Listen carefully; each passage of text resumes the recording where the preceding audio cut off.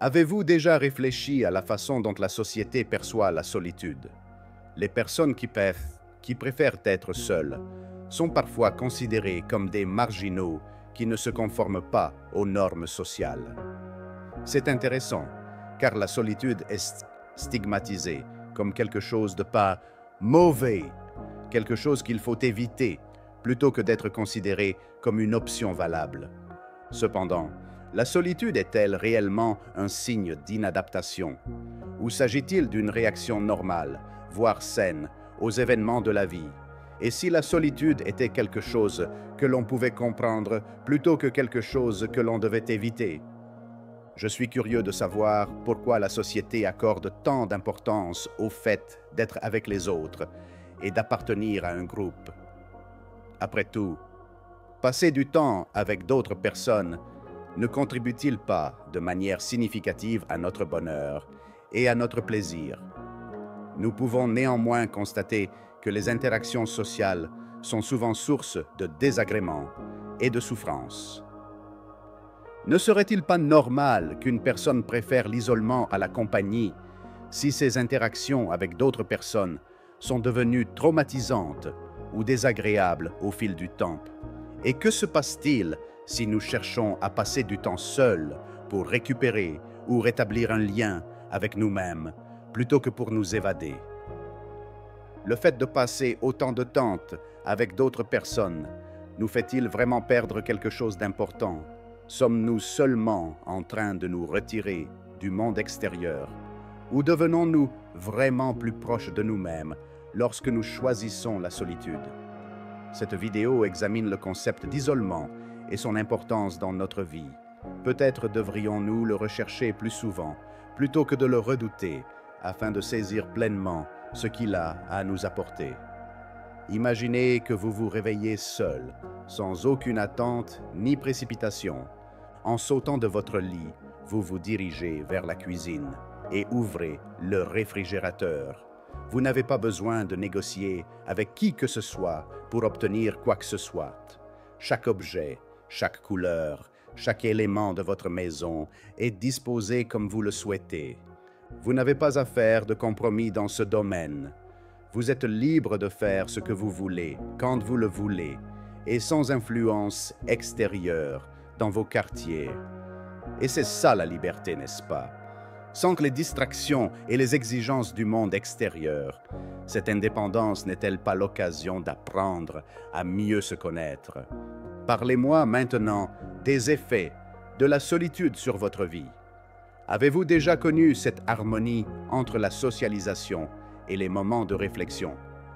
N'hésitez pas à laisser un commentaire si vous pensez que l'isolement peut être un outil utile pour la découverte de soi. En outre, si cette vidéo vous a fait réfléchir, n'oubliez pas de vous abonner à la chaîne pour d'autres vidéos sur la recherche de la paix et de l'équilibre dans un monde occupé. Dans cette situation, l'isolement est un luxe et vous êtes le roi et le seigneur incontesté de votre domaine. C'est la joie pure de vivre sans les exigences des contacts sociaux et sans avoir à répondre aux attentes des autres. Les gens peuvent souvent améliorer notre vie, mais ils peuvent aussi nous causer beaucoup de souffrance et de désagréments. Soyons réalistes, ce sont les personnes, et non l'espace physique, qui sont souvent à l'origine de l'étiquette toxique du lieu de travail, à cause des professeurs et des autres élèves qui infligent des souffrances. L'école cesse d'être un lieu d'apprentissage pour devenir un champ de bataille. Bien que nous soyons capables de nous blesser les uns les autres, nous pouvons aussi nous apporter du réconfort et du bonheur. Mais plus nous nous engageons, plus nous sommes exposés aux aspects les plus sombres de la nature humaine. Selon les enseignements de Marc Aurèle, la majorité des conflits et des souffrances résultent de la coexistence avec des individus ingrats, hautains ou malhonnêtes. De nombreux penseurs, dont le sage taoïste Shongyi, ont choisi de vivre seuls, ce qui est compréhensible. Ils préféraient une existence modeste au bord d'une rivière, dans la tranquillité, au contrôle d'un empire. Malgré sa douceur, la solitude peut devenir compulsive. Le cadre dans lequel vous choisissez de vivre est entièrement le vôtre, à l'abri du regard des autres, et vous n'êtes pas liés par leurs attentes. Nous ne pouvons être vraiment libres que lorsque nous sommes seuls, selon les écrits d'Arthur Schopenhauer, partisan de la vertu de la solitude. La solitude nous permet d'être indépendants, car il n'y a pas de pression ou d'attente de la part de la société. Nous n'avons pas besoin de nous intégrer ou d'essayer de plaire aux autres pour être nous-mêmes. De nombreuses traditions intellectuelles et spirituelles ont valorisé la solitude. Le Bouddha, par exemple, prônait le désengagement social comme moyen d'atteindre l'illumination.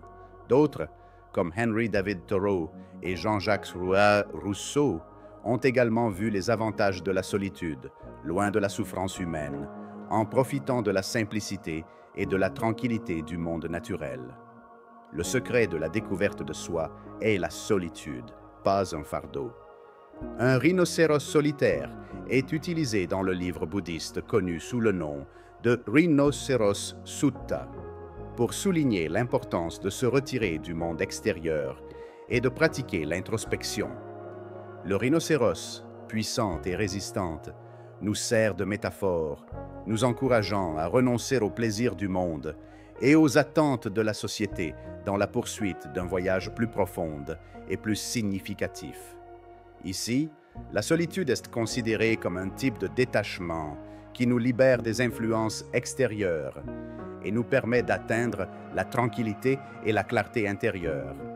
En marchant tout seul, le rhinocéros nous dit que la vraie liberté consiste à se séparer des autres et à réfléchir de manière critique aux lois et aux principes auxquels nous adhérons sans aucun doute. Nous ne pouvons vraiment comprendre ce que nous vivons qu'en nous séparant de la majorité, et nous rions souvent de l'absurdité de s'adapter à des normes que nous n'avons pas choisies au départ. Le secret pour éviter les forces extérieures qui nous façonnent continuellement est la solitude. De nombreuses personnes choisissent la solitude comme moyen d'établir un lieu d'authenticité et de se protéger des autres influences. Henry David Thoreau, philosophe américain, a appris la valeur de la liberté en vivant seul à Walden Pond. Il a profité de son isolement pour redécouvrir la simplicité et l'autosuffisance, ainsi que pour trouver la tranquillité et rétablir un lien avec la nature. Il considérait l'isolement comme une quête de quelque chose de plus profonde, plutôt que comme une fuite. Prenez le temps d'y réfléchir. Nous vivons dans une culture où le bruit est omniprésent. Les collègues de travail, les amis et la famille exigent tous notre attention. Les empreintes de ces personnes sont toujours présentes sur nos téléphones, sous forme de notifications et de rappels, même si nous ne communiquons pas directement avec elles. Ce bruit incessant nous fait perdre quelque chose de vital. Notre relation avec la nature, l'énergie tranquille et omniprésente qui nous nourrit et nous soutient. La solitude devient donc un moyen de se libérer de la pression sociale qui nous sépare de nous-mêmes et de l'agitation extérieure. Selon la perspective philosophique de Nietzsche, l'isolement est une séparation nécessaire d'un troupeau qui adhère à une morale esclavagiste plutôt qu'à une recherche spirituelle. Selon lui, cette morale est un système de principes imposés qui réduit l'autonomie personnelle et pousse les individus à devenir dociles et colériques. La solitude est donc un moyen de surmonter ces contraintes et une occasion de développer de nouvelles valeurs indépendantes des conventions sociales. Elle nous donne la liberté d'explorer notre vrai moi et les modes de vie que nous souhaitons sans être contraints par les normes sociales. Nietzsche pensait que la solitude était un moyen de s'autonomiser et de s'évader. Il nous permet de développer de nouvelles valeurs et de nouvelles significations, ce qui n'est possible que lorsque nous sommes à l'écart du bruit social. Passer du temps seul nous donne l'occasion de réfléchir à notre vie nous libère des pressions extérieures et nous permet de découvrir un chemin authentique où nos convictions et nos actions proviennent de l'intérieur. Faut-il s'étonner, dès lors, que tant de personnes aspirent à la solitude? La solitude peut être le point de départ de l'indépendance et du développement d'une vie pleine de sens, malgré l'idée fausse selon laquelle elle est synonyme de mélancolie. Toutefois, en y réfléchissant, on peut se demander si nous n'avons pas déjà un besoin naturel d'isolement. Malgré ces avantages, le lien social peut parfois devenir une épreuve. Les relations peuvent impliquer des concessions permanentes, mais nous n'avons pas toujours envie de jouer ce jeu. Bien que les relations intimes puissent offrir des opportunités de développement personnel, elles impliquent également le sacrifice d'une certaine liberté et de la tranquillité que procure la solitude. Et c'est peut-être précisément cette indépendance que recherchent beaucoup d'individus. Une vie sociale bien remplie peut être joyeuse et agréable, mais plus nous passons de temps avec d'autres personnes, moins nous avons de temps à consacrer à des activités de croissance intérieure telles que la méditation. Sutta do Rinoceronte nous rappelle à quel point il est essentiel d'échapper à la cacophonie du monde pour acquérir conscience de soi et clarté. Si le fait de suivre un système de croyances ou de faire partie d'un groupe peut apporter un soutien et un sentiment d'appartenance à la communauté, cela nécessite également de faire des compromis. En outre, ces concessions mettent souvent en péril notre authenticité, qui était hautement considérée par des penseurs tels que Nietzsche et Emerson. S'engager avec d'autres personnes peut être bénéfique et épanouissant, mais il est facile de perdre de vue ce qui compte le plus, à savoir la simplicité et la nature. Loin des distractions de la civilisation, les sages taoïstes et les intellectuels, comme Henry David Thoreau, ont tenté de rétablir un lien avec l'essence de l'existence en s'isolant. En réalité, les contacts sociaux sont précieux, mais ils ont un prix. En outre, ce prix est souvent excessivement élevé. Cependant, la solitude a également un coût, en particulier si elle devient importune ou accablante. L'isolement à long terme peut avoir un impact négatif sur le bien-être mental et émotionnel de nombreuses personnes. Dans le monde d'aujourd'hui, la solitude et l'isolement sont des problèmes de plus en plus fréquents. Certaines personnes ont un fort besoin de compagnie, mais peinent à se connecter, ce qui peut s'avérer très douloureux. Il est donc important d'éviter d'être seul, au point de souhaiter ne pas l'être, même s'il est préférable d'être seul que de souhaiter l'être. Le secret consiste à trouver un équilibre entre l'engagement social et l'isolement. D'après mon expérience, cet équilibre est changeant plutôt que fixe. Il varie en fonction de nos besoins actuels et des circonstances de la vie. De quoi ai-je besoin ou envie en ce moment? Ce sont les questions que je me pose parce qu'elles m'aident à déterminer quand je dois être seul et quand je dois être sociable. Je trouve que cet examen de conscience permanent améliore ma capacité à gérer les interactions sociales et la solitude. Rester fidèle à soi-même est le secret d'une existence équilibrée.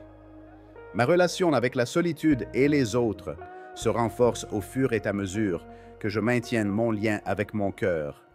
Il peut être difficile d'être seul, mais il peut aussi être gênant d'être avec d'autres personnes, tout en souhaitant être seul. Il faut du courage pour changer cette situation. Dans le cas de la solitude, on fait preuve de courage en reconnaissant son mécontentement face au statu quo et en prenant la décision d'opérer un changement. La solitude peut être un traitement essentiel dans des circonstances graves, telles que la maltraitance. Puisqu'elle permet la guérison, la séparation d'avec l'agresseur pourrait être la meilleure solution. Le plus difficile est de se donner la permission de sortir de sa zone de confort et de rechercher la solitude dont on a besoin pour maintenir son calme intérieur. En réalité, les gens redoutent souvent la solitude. Pourtant, lorsque nos besoins fondamentaux sont satisfaits, qu'y a-t-il à craindre? Nous serons moins dépendants des autres si nous apprenons à apprécier et à valoriser notre propre compagnie. À ce moment-là, la solitude ne sera plus un fardeau, mais une source de puissance qui nous permettra de nous libérer des relations malsaines et de redécouvrir qui nous sommes vraiment. Au lieu d'être perçue négativement, la solitude peut être un outil de croissance et de développement personnel. Il n'y a pas d'exigences provenant d'autres sources, pas de normes à respecter et pas de masque à porter lorsque nous sommes seuls. Nous pouvons enfin nous regarder honnêtement dans le miroir et accepter ce que nous sommes, sans porter de jugement. De nouvelles possibilités, de nouvelles perspectives sur le monde et, surtout, une manière plus authentique d'entrer en relation avec les gens émergent lorsque nous décidons d'être ensemble dans cet espace de liberté. Se suffire à soi-même, voilà ce qu'est la force authentique, comme nous l'enseigne la solitude. Bien sûr, tout le monde n'est pas fait pour vivre seul, et la solitude n'est pas une panacée pour tout le monde. Mais il est essentiel de comprendre comment trouver un équilibre entre la socialisation et les périodes de réflexion. Nous pouvons utiliser l'isolement pour améliorer nos relations avec les autres lorsque nous le considérons comme un ami de passage plutôt que comme un ennemi. La capacité à choisir délibérément quand nous voulons être avec des gens et quand nous choisissons d'être seuls, tout en respectant nos besoins fondamentaux, est ce qui définit véritablement la liberté et non l'absence de compagnie. C'est dans cet équilibre que l'on trouve la véritable sérénité. Merci d'aimer cette vidéo et de la partager avec quelqu'un qui pourrait trouver cette contemplation utile si elle vous a motivé à trouver un équilibre entre le temps passé seul et l'interaction avec les gens. Rappelez-vous que si l'isolement peut mener à la liberté et à la découverte de soi, nous ne devons pas avoir peur de rechercher la connexion lorsque c'est nécessaire. Continuez à découvrir la valeur de l'isolement sur votre propre chemin jusqu'à la vidéo suivante.